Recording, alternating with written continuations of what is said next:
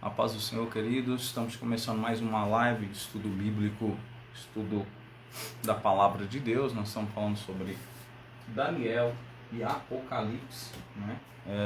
Falando sobre a interpretação das profecias, né? Nós estamos indo aí para finalizar, né, Daniel. Estamos finalizando essa parte de Daniel. E eu convido você para estar conosco aí, né, aprendendo um pouco mais sobre a santa palavra de Deus, sobre a escritura sagrada. Oséias Augusto acabou de chegar aí, a paz do Senhor. Vou estar colocando aqui para a gente já preparando aqui a aula. Você que for entrando aí, deixa o seu amém, sua saudação cristã, para que nós possamos dar continuidade aí já na aula, em nome de Jesus. Só abrir aqui para a gente dar prosseguimento na aula. Aleluia.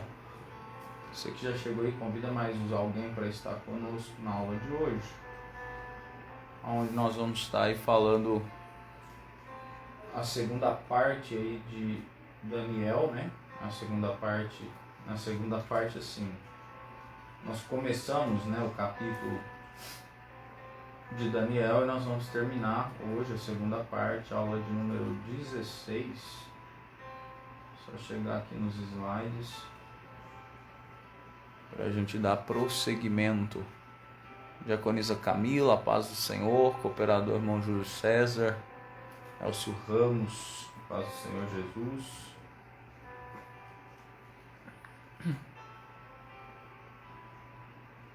Só estou colocando aqui para a gente dar início. Então, a aula passada foi a aula de número 15. A gente iniciou Daniel capítulo 11, né? E hoje nós vamos aí, então dar prosseguimento em Daniel capítulo 11. Irmã Luciana Pereira, paz do Senhor. Nós vamos dar prosseguimento então no capítulo 11. Nós falamos alguns versículos aí do capítulo 11 de Daniel. Lembrando que nós temos aí poucas aulas, né, para encerrar Daniel e entrar em Apocalipse, tá? Poucas aulas aí. Cumprimentar aí o pessoal que está chegando, cooperador João Edson, missionário irmã Marli, presbítero irmão Amarildo. Você que já chegou aí, querido, convida mais alguém para estar na aula conosco hoje, aula bíblica. Estamos aí na série interpretando as profecias, Daniel e Apocalipse, né? Os livros mais difíceis aí no quesito interpretação de profecias, né? Livros que têm uma linguagem profética muito forte. E nós estamos aí já no capítulo 11, tá? Daniel é composto por 12 capítulos e nós estamos aí no capítulo de número 11, já na segunda parte, né? Eu dividi a aula do capítulo 11 em duas aulas. Nós fizemos uma aula semana passada e vou fazer aí, então, finalizar ela hoje, onde nós falamos de muita coisa, né? Porque Daniel capítulo 11 tem uma extensão, né? Uma infinidade de detalhes muito grandes, né? E isso é interessante porque quando nós pegamos a profecia de Daniel e conseguimos ver a riqueza de detalhe do texto e depois nós comparamos isso com a realidade, comparamos isso com a história da humanidade, onde realmente aconteceu, né? Coisas aconteceram, a gente fica cada dia mais crendo, né? No poder e na veracidade da palavra de Deus, né? Isso é uma bênção, né? Isso fortalece a nossa fé. Cumprimentar nossos irmãos lá de Paulo de Faria, irmã Joasla, seu esposo, né? Eles que são pastores lá na cidade de Paulo de Faria, né? Tá aí nos assistindo, Cogic MFA, né? Eles que são aí da cidade de Paulo de Faria. Deus abençoe, irmã Joasla, seu esposo, né? Pastores. e estão aí nos assistindo nessa noite. Queridos, vamos então fazer a primeira oração para a gente dar prosseguimento aí na aula de hoje, tá bom? Ore comigo, você que está aí. Amado Deus, em o nome do Senhor Jesus Cristo, nós colocamos, Senhor, cada vida, cada pessoa que está nos assistindo, Senhor, nesta noite, diante da Tua presença. Pai, nós oramos, louvamos, Te agradecemos, porque o Senhor é um Deus santo, um Deus fiel, um Deus verdadeiro, o qual tem, Senhor, nas Tuas mãos todo poder, toda soberania e graça. Pai querido, Deus amado, em o nome do Senhor Jesus Cristo, eu quero, Senhor meu Deus, colocar, Senhor, cada vida que está nos assistindo nesta noite diante do Senhor. Quero pedir, Senhor meu Deus, a bênção do Senhor, a graça, a misericórdia do Senhor seja instalada, estendida sobre essas vidas. Porque, Senhor, Tu és um Deus fiel, Tu és um Deus verdadeiro, Tu és um Deus conhecedor dos propósitos e pensamentos humanos. E o Senhor sabe, Senhor, Deus, que estamos aqui nesta noite para pregoar, Senhor, as verdades da Tua palavra, para ensinar, Senhor meu Deus, com temor e tremor, Senhor meu Deus, a Tua Santa Escritura. Por isso eu oro, Senhor, pedindo, fale com cada um, abençoe cada um, gere, Senhor meu Deus, no coração de cada um, o Teu poder, a Tua graça e a Tua misericórdia. Faça, Senhor, a Tua palavra prosperar na vida de cada um dos meus irmãos, que eles possam, Senhor, avançar em crescimento, que eles possam avançar, Senhor meu Deus, em conformidade e justiça ao reino santo do Senhor. Em o nome do Senhor Jesus Cristo, assim eu oro, meu Deus, por cada vida, te louvo e te agradeço em o nome de Jesus. Amém, Senhor, e graças a Deus. Amém, queridos? Louvado seja Deus, irmã Mara Souza entrando aí, a paz do Senhor. Vamos então prosseguir, tá bom?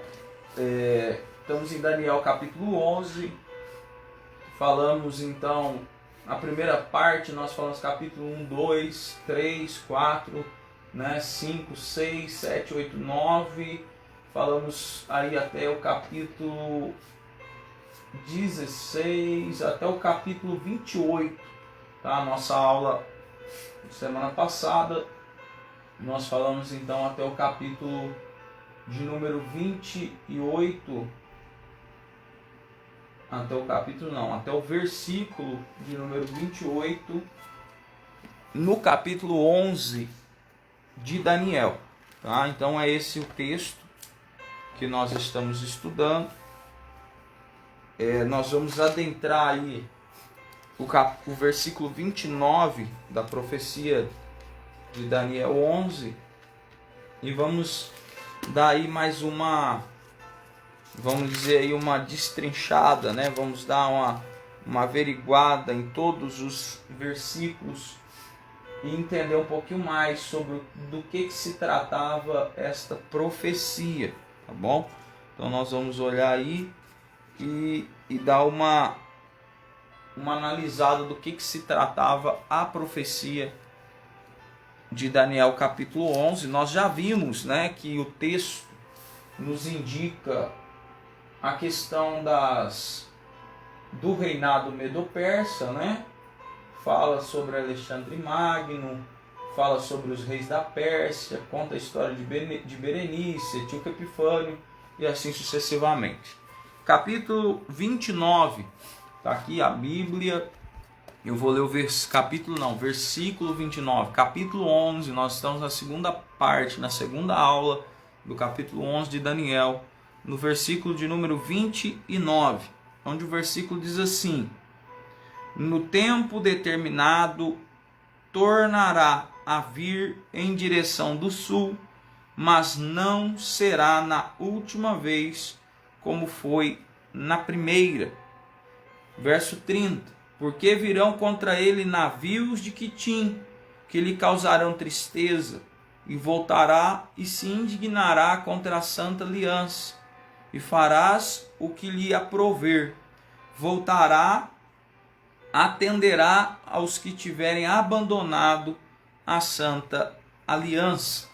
Então, versículo 29, versículo 30 e versículo 31. E braços serão colocados sobre ele, que profanarão o santuário e a fortaleza, e tirarão o sacrifício contínuo, estabelecendo abominação desoladora. Então, o que nós temos aqui, queridos? Verso 29, 30 e 31 de Daniel 11. Olha o que o verso 29 está dizendo aqui, que ele seria no tempo determinado, tornará ao sul, mas não como da última vez, né? Não a última vez como da primeira. Lembra que eu estou pegando pontos, marcos históricos, tá? Coisas que aconteceram na história, e estou linkando com o texto bíblico e mostrando e provando para vocês que estão assistindo essa série de estudos que a Bíblia ela é totalmente verdadeira, está linkada com os fatos acontecidos ao longo da história. E o que é isso? Deus já havia revelado de antemão o que acontecia, o que aconteceria na história, e a questão é que nós vemos isso se cumprindo aí ao longo do tempo. No ano de 168 a.C., tá? Eles foram, né? Aqui nós estamos falando aqui sobre a questão aqui dos romanos, né? Que estavam lutando ali contra, né? Falamos de Etíoco Epifânio, falamos de várias pessoas na história. Eles invadiram então o Egito novamente, né? E foi impedido e derrotado pelos navios de Quitim, de Chipre, comandados pelo cônsul romano Leenas. Assim, teve que voltar para o seu país. Isso aqui está falando de Etíoco Epifânio. No capítulo 30, oprimiu os judeus, profanou o templo, colocando um altar de Zeus no templo, e fez cessar o sacrifício. Sacrificou um porco no altar, trazendo vergonha sobre o templo. No versículo 31, faz menção sobre a grande tribulação, onde o anticristo fará algo semelhante. Então aqui, né, como eu já falei para vocês nessa série de estudos, a gente vem falando isso aí ao longo do tempo. Pode ser a irmã Janete, irmã Renata, tá chegando aí. A gente vem falando ao longo do tempo, isso tem que ficar muito claro para nós. O que? A profecia, ela é imposta, tá? Toda a profecia, todos os livros proféticos, ele tem uma questão clara, algo que iria acontecer nos seus dias ou dias posteriores, um futuro próximo, e um cunho escatológico, algo que viria a acontecer mais adiante, tá? Toda a profecia ela está recheada dessa característica, bom? E o que nós vemos aqui? Novamente isso acontecendo, tá? O verso de número 29 vai mostrar como que foi a queda ali de Etíoco Epifânio. Ele toma uma queda contra uma guerra no Egito, ele volta, né? Ele é derrotado pelos navios de Quitim, isso tá, são fatos históricos, eu tenho a datação aqui no ano de 168, e o verso de número 31 fala sobre cessar o sacrifício. Nós sabemos que no tempo que Etíoco Epifânio invadiu ali Jerusalém, eu citei isso aí na aula passada, a guerra dos Macabeus contra eles, né? E a resistência, né, de Judas Macabeus na luta contra a injustiça de Etíoco Epifânio e sua coroa. Foi citado isso aqui em outras aulas, e a gente vê o quê? Que naquela época Etíoco Epifânio ele tipificava, né, era um prototipo ou um protótipo do anticristo, a qual fez cessar o sacrifício no templo, porque ele profanou o templo, ele colocou no altar de Deus uma imagem do deus Zeus, né, que é um deus da mitologia grega.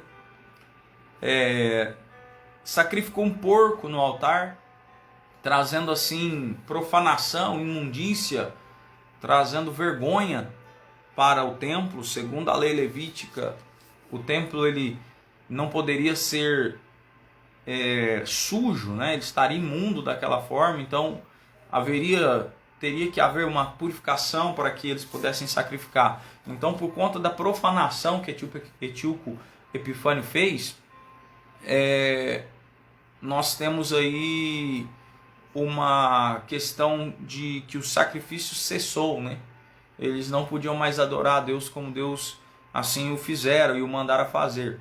E nós vamos ter uma alusão clara disso na grande tribulação. O próprio anticristo, a Bíblia vai dizer, nós vimos aí em Daniel 9, Daniel 8, né, que fala das 70 semanas. Daniel 9 mesmo, Daniel 9, as 70 semanas. O que acontece? O que a gente viu aí em Daniel 9? Que o anticristo também, ele vai fazer uma aliança e depois ele, no meio da semana, né? Depois de 3 anos e meio, essa semana é uma semana de anos, nós aprendemos isso em outras aulas, ele vai fazer cessar também o sacrifício. Ele vai fazer com que o sacrifício cesse. Então nós temos claramente uma visão que o anticristo, quando ele foi instalado, e o que marca a instalação do anticristo, o início do reinado do anticristo, do governo anticristo, é o quê? É a aliança que ele fará com muitos, tá? É a aliança que ele fará com muitos, com vários países. Essa aliança, trazendo uma alusão lá à besta, ele tinha 10 chifres, né? Uma aliança com 10 países, não necessariamente 10, né? Muitos, quantidade. Vai fazer aliança com muitos povos. Isso marca o início do reinado do anticristo. E nesse reinado, a Bíblia vai dizer que o templo dos judeus será reconstruído. E o sacrifício vai voltar a acontecer, mas na metade da semana, Satanás vai fazer cessar de novo esse sacrifício, vai parar de novo esse sacrifício e vai exigir adoração para si. Então a gente vê que o verso 31 faz alusão, né, uma alusão escatológica do que vai acontecer na grande tribulação. Verso de número 32 ao 35, vamos ler aqui. E os violadores da aliança, ele com lisonjas perverterá, mas o povo que conhece ao seu Deus se tornará forte e fará proezas. Os entendidos entre o povo ensinarão a muitos, todavia cairão pela espada e pelo fogo e pelo cativeiro e pelo roubo por muitos dias. E caindo eles serão ajuntados como um pequeno socorro, mas muitos se ajuntarão, e eles com lisonjas, e alguns dos entendidos cairão para serem provados, purificados e embranquecidos até o fim do tempo, porque será ainda para o tempo determinado. Então aqui do versículo 32 ao 35, ele faz menção direta, né, sobre os remanescentes que não se prostraram, né? E aí a gente tem aí o grande exemplo de Judas Macabeus, que não aceitou, né, a tamanha injustiça, tá, que Etíoco Epifânio estava fazendo contra os judeus, né? Ele não aceitou aí essa afronta, e nós vemos então que ele se rebela contra essa injustiça. E o versículo 32 ao 35 está fazendo menção clara dessa rebelião. Não podemos tratar como uma rebelião, mas dessa resposta contra essa injustiça, né, que Etíoco Epifânio estava fazendo, né, contra os judeus, né? Se a gente for ler aqui, ó,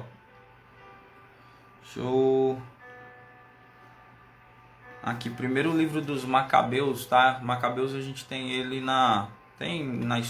livros históricos também, né, história judaica, mas a gente encontra menção dele na Bíblia Católica, tá? Nós encontramos a menção do livro de Macabeus na Bíblia Católica. Estou aqui com a edição pastoral, tá? Da Bíblia Católica, edição pastoral.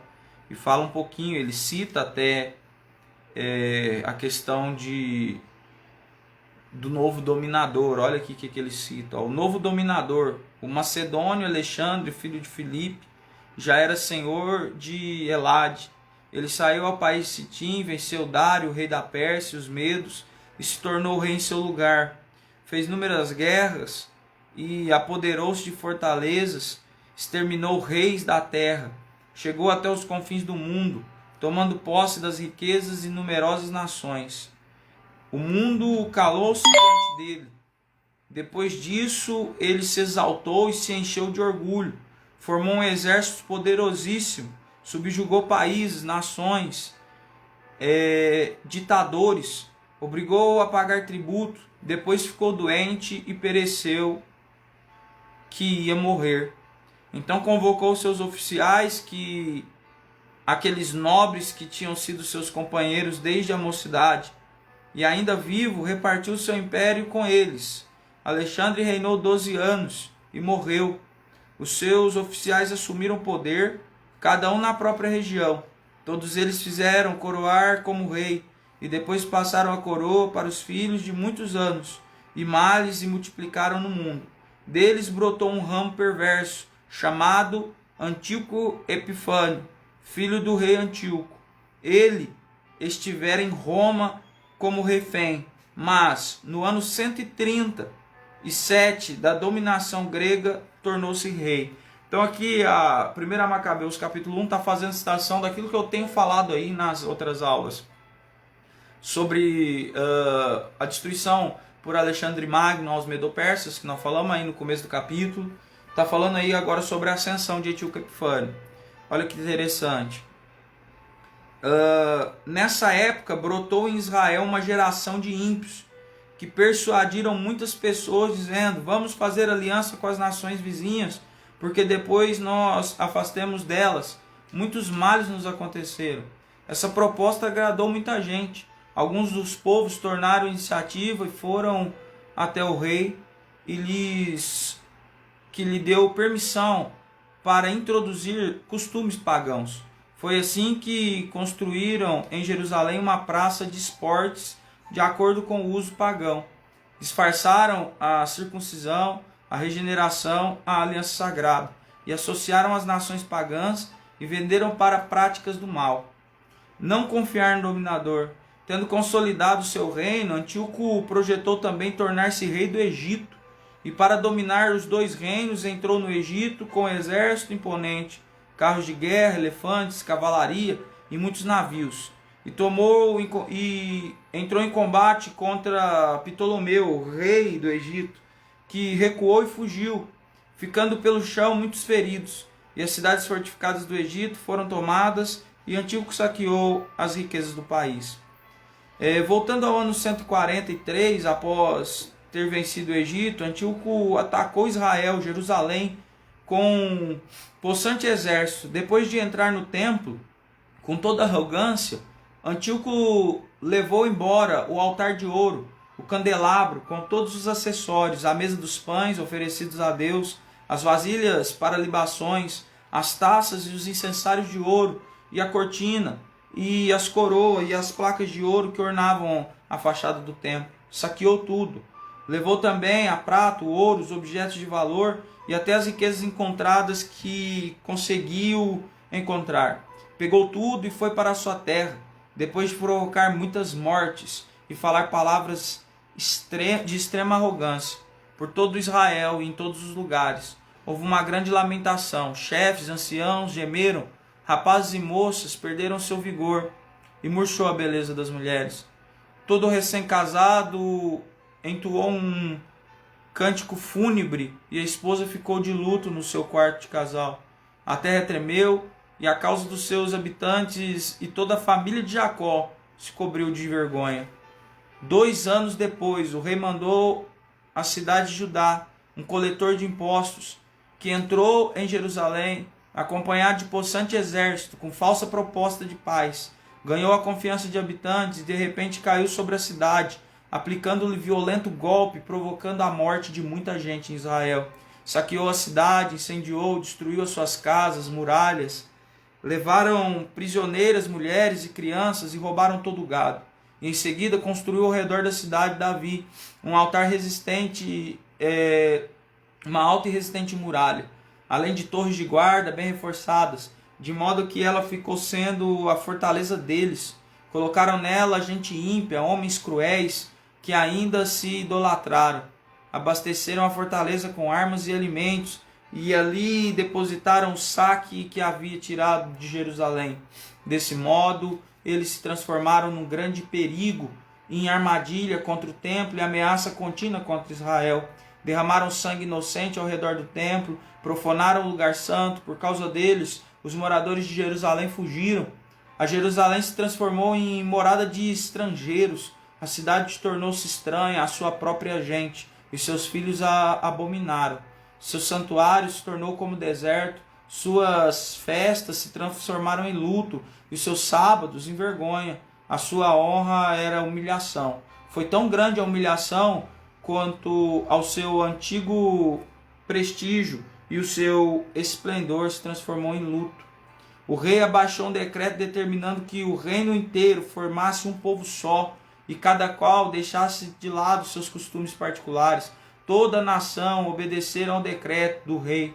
Entre os israelitas, muitos gostaram da religião do rei e passaram a oferecer sacrifício a ídolos e a profanar o sábado.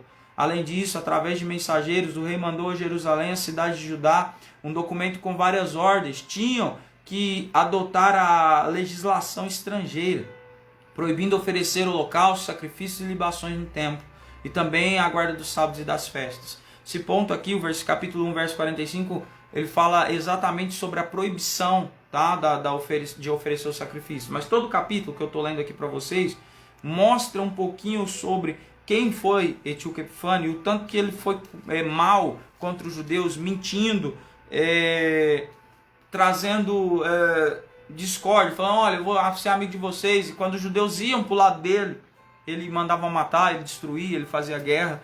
Ele profanou a religião judaica, né, a adoração a Deus, de tal forma. Isso aqui eu li 45 versículos só, tem mais, só que senão vai ficar muito extenso. Só para você entender aqui, versículo de número 32 a 35, né, que fala sobre essa resistência. Capítulo 2 de 1 Macabeus diz assim, ó. Nessa ocasião, Matias, filho de João e neto do sacerdote Simeão, da descendência de Joiarib, saiu de Jerusalém para morar em Modim. Tinha 5 filhos: João, que tinha o apelido de Gadi, Simão, conhecido por Tasse, e Judas, chamado Macabeu. Eleazar, chamado Auarã, e Jonatas, chamado Afus. Vendo o absurdos que aconteciam em Judá e em Jerusalém, Matias disse: infeliz de mim, para que fui nascer, só para ver a desgraça de meu povo e da cidade santa, para ficar aí sentado, enquanto ela sai sendo entregue nas mãos dos inimigos, enquanto seu templo sagrado cai nas mãos de estrangeiros. Seu templo parece um homem desonrado, e os adornos magníficos que enfeitavam foram levados como saque. Suas crianças foram assassinadas nas praças, e seus jovens mortos pela espada do inimigo. Qual foi a nação que não invadiu seus palácios e não tomou posse de seus despojos? Tudo o que servia de enfeite foi roubado. Era livre e agora se tornou escravo. Veja o nosso santuário, que era nossa beleza, e nosso orgulho, que está deserto, profanado pelos pagãos. Para que continuar vivendo? Matias e seus filhos rasgaram suas roupas, vestiram com panos de saco, fizeram grande luto. E os funcionários do rei chegaram à cidade de Modim para fazer o povo mudar de religião e oferecer sacrifícios. Muitos israelitas aderiram a eles, porém Matias e seus filhos ficaram de lado. Funcionários do rei disseram a Matias: você é personagem ilustre, homem importante nessa cidade, apoiado por filhos e parentes, então saia na frente para cumprir a determinação do rei, conforme fizeram todas as nações, os cidadãos de Judá e os que ficaram em Jerusalém. Assim, você e seus filhos passarão a fazer parte dos amigos do rei, e serão compensados por prata, ouro e muitos presentes. Matias respondeu em voz alta: mesmo quando todas as nações que moram dentro dos domínios do rei oferecerem a sua ordem, abandonarem a religião dos seus antepassados para se conformarem com a determinação dele, eu e meus filhos e os meus parentes continuaremos vivendo de acordo com a aliança dos nossos antepassados. Deus nos livre de abandonar a lei e a tradição. Nós não vamos obedecer às ordens do rei, não vamos nos desviar da nossa religião, nem para a direita e nem para a esquerda. Foi só Matias acabar de falar isso. Um judeu tomou a frente diante de todos para oferecer sacrifício no altar de Mudim, segundo a determinação do rei. Vendo isso, Matias se indignou, tremeu de raiva, num impulso de ira santa, avançou sobre a apostasia e matou sobre o altar. E imediatamente matou também o funcionário do rei, que obrigava o povo a oferecer sacrifício, e demoliu o altar. Ele estava agindo por amor à lei, do mesmo modo como Finéias fez com Zimri, filho de Salu. Depois disso, Matias saiu gritando pela cidade: quem tiver amor pela lei e quiser permanecer na aliança, que me acompanhe. Ele e seus filhos fugiram para as montanhas, abandonando a cidade e tudo que possuía. Amém, queridos? Aqui, eu estou fazendo um relato aqui de 1 Macabeus capítulo 2. Li até o versículo de número 28. Só para vocês terem noção de como que foi essa questão da afronta, tá? Essa questão do ataque aí, dessa questão dele não aceitar a rebelião, tá? De Macabeus não aceitar essa rebelião contra a palavra de Deus. Então, do versículo 32 ao 35, nós temos a clareza. A luz aqui está dando um peti aqui. A clareza dessa questão de que alguns remanescentes, eles se perdurariam, eles ficariam, eles lutariam até a morte. Eles tombariam no campo de batalha, mas não se entregariam à idolatria, não se entregariam a essas questões mundanas, tá? Então fica bem claro aí essa questão aqui no versículo 31 ao 35, tá bom? Só um minutinho, querido, deixa eu ver esse negócio da lâmpada aqui.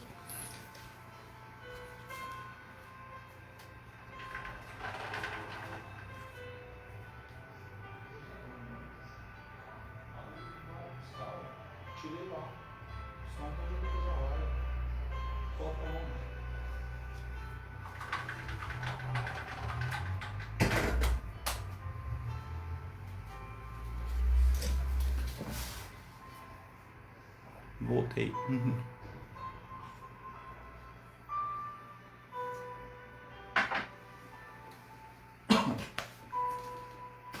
Então nós vemos aí claramente, querido, do capítulo do versículo 32 ao 35, essa resistência, tá, dos remanescentes, e no caso aqui de Judas Macabeus, né, sua família aí, Matias e todos os seus filhos.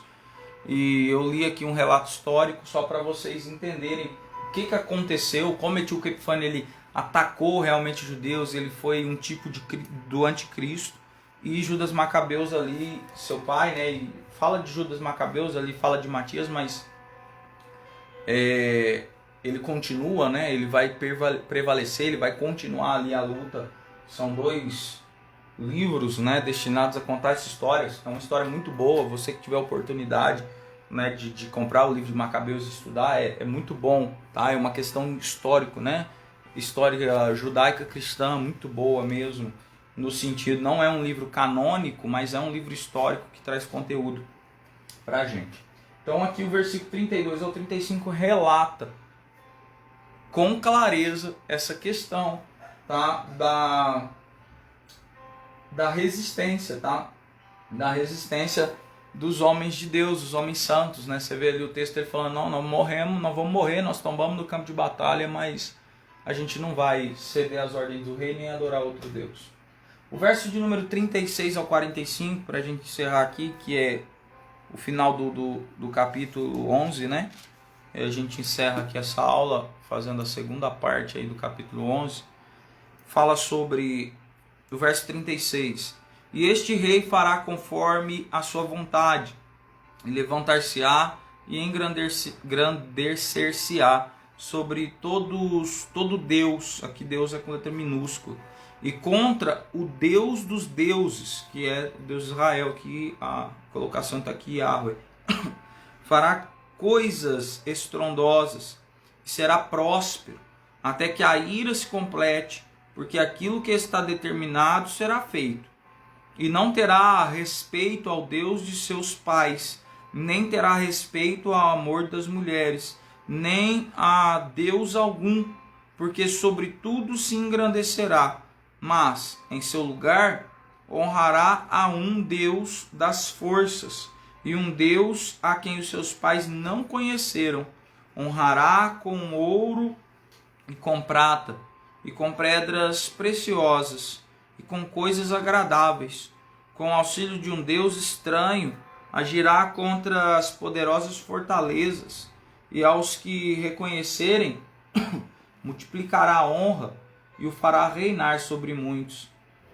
E repartirá a terra por preço, e no fim do tempo, o rei do sul lutará contra ele, e o rei do norte se levantará contra ele, com carros e com cavaleiros, e com muitos navios, e entrará nas suas terras, e inundará, e passará e entrará na terra gloriosa, e muitos países cairão, mas a sua mão escaparão eles, Edom e Moabe, e os chefes dos filhos de Amon, e entrará a sua mão contra os países da terra do Egito, não escapará, e apoderar-se-á dos tesouros de ouro e de prata, que todas as coisas preciosas do Egito, e os líbios e os etíopes o seguirão.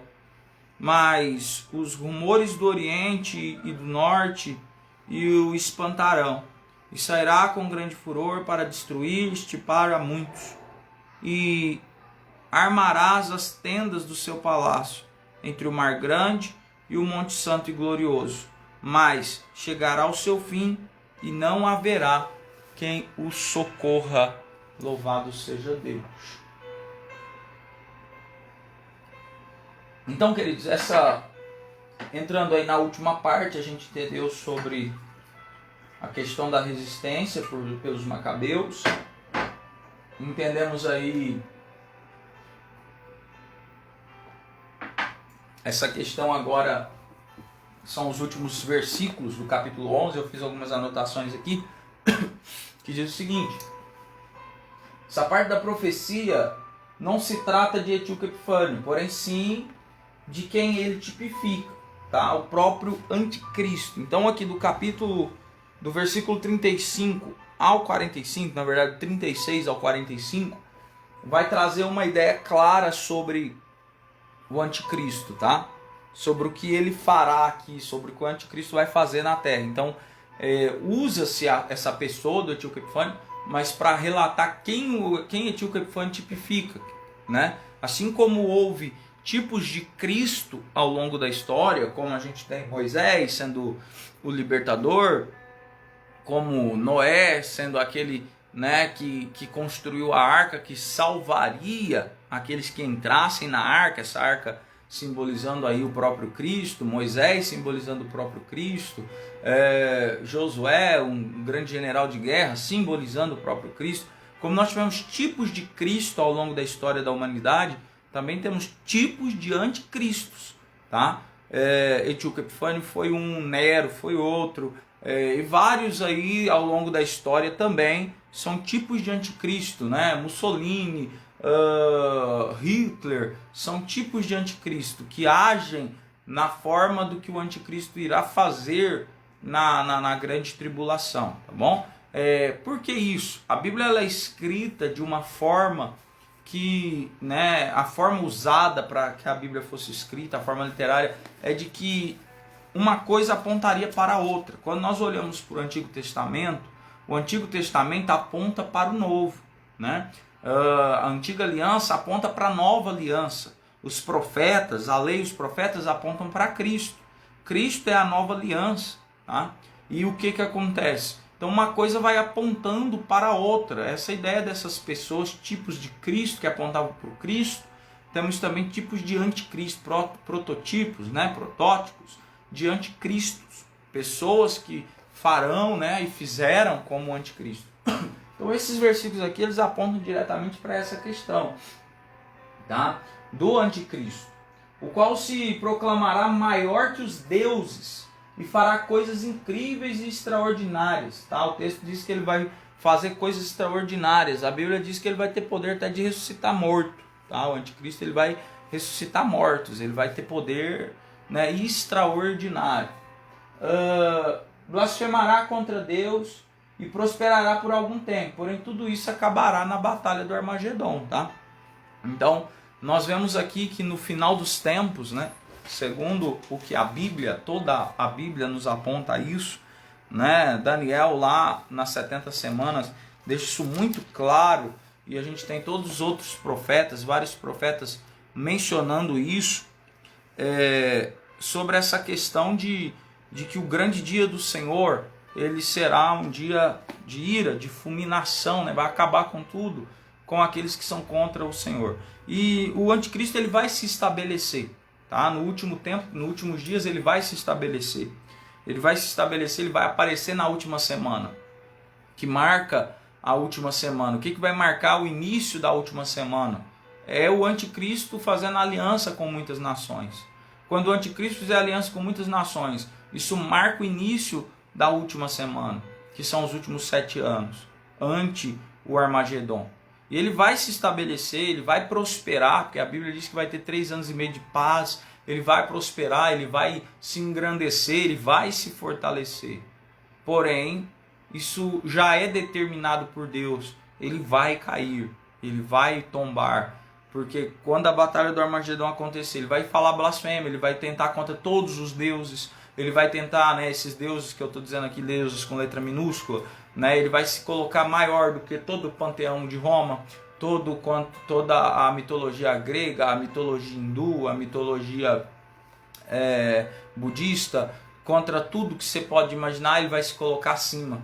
E ele vai prosperar, ele vai continuar, ele vai conseguir no meio, até o meio da primeira semana, da última semana, ele vai ser grande, ele vai fazer sinais maravilhosos, o povo vai olhar, ele vai exigir adoração para si. Satanás, ele vai, né, o anticristo vai exigir adoração para si. Por quê? Porque Satanás, ele quer ser adorado, né? Ele quer ser maior do que Deus, ele não conseguiu, então ele pede para que a quem busque o adore. Por isso que a gente fala isso muito sério e muito forte, porque às vezes a pessoa não presta atenção, fala, mas eu não faço nada de errado. Querido, se você não está em Cristo, você está com Satanás. Porque Deus, ele pede adoração e ele é uma adoração escancarada, né? A gente vai à igreja, a igreja está lá de porta aberta para qualquer um ver, qualquer igreja cristã autêntica, verdadeira, as coisas são feitas de portas abertas, né? São feitas com as portas lá abertas. Por quê? Porque é para todo mundo ver. É diferente de um centro. Você já foi num centro? Ou você já passou na porta de um centro? Né? Um centro de macumba, um centro de umbanda ou qualquer outro centro. Os trabalhos são feitos de porta fechada, né? Por quê? Porque não pode ser aberto, não pode ser visto por qualquer um. Mas a obra de Deus não. Deus, ele é claro, Deus ele é transparente, né? Deus, ele é transparente. Tudo ali está de portas abertas. A igreja está de portas abertas. Por quê? Porque ele é um Deus certo, correto, né? Justo. Satanás não, Satanás ele obriga, né? Ele exige adoração para si. Ele quer adoração, ele quer ser adorado de qualquer jeito. Ele vai ser adorado nessa última semana. Nessa última semana da grande tribulação, ele vai ser adorado. E ele sendo adorado, ele vai conseguir, ele vai conquistar, ele vai, como eu digo, como está aqui no texto, ele vai prosperar. Ele vai blasfemar contra Deus e parece que nada vai acontecer com ele por um período, mas o que está determinado há de acontecer, tá? E nós terminamos o capítulo 45 dizendo assim: mas chegará o seu fim, e não haverá quem o socorra. Porque aquilo que está determinado para ele, os seus anjos, o que Deus falou, está falado, irmão. Não tem meio termo, dá um jeitinho. Não dá jeitinho, não. O que está determinado para Satanás irá acontecer com ele. Então ele vai prosperar nesse último ano, na grande tribulação, nessa última semana, né, que são 7 anos. Porém, o que está determinado para ele há de acontecer. Que é o que está falando aqui do capítulo 36 ao 35. Então foge um pouquinho aí, tá? Essa questão profética que eu sempre explico para vocês. Fala sobre um futuro próximo, porém fala de uma parte escatológica. Foge dessa questão aí de Etíoco Epifânio, né? Tratando a pessoa dele, mas trazendo a característica de quem ele tipifica, que seria o próprio anticristo. Amém, queridos? Essa foi a aula de hoje. Quarta-feira que vem nós vamos falar sobre Daniel capítulo 12. Capítulo 12 de Daniel é pequeno, então com certeza a gente encerra o livro de Daniel na aula que vem e iniciamos Apocalipse, tá? Então a gente encerra Daniel na aula que vem e a gente inicia o livro de Apocalipse para a glória do Senhor Jesus. Você que não viu as aulas, volta aí, assiste a aula.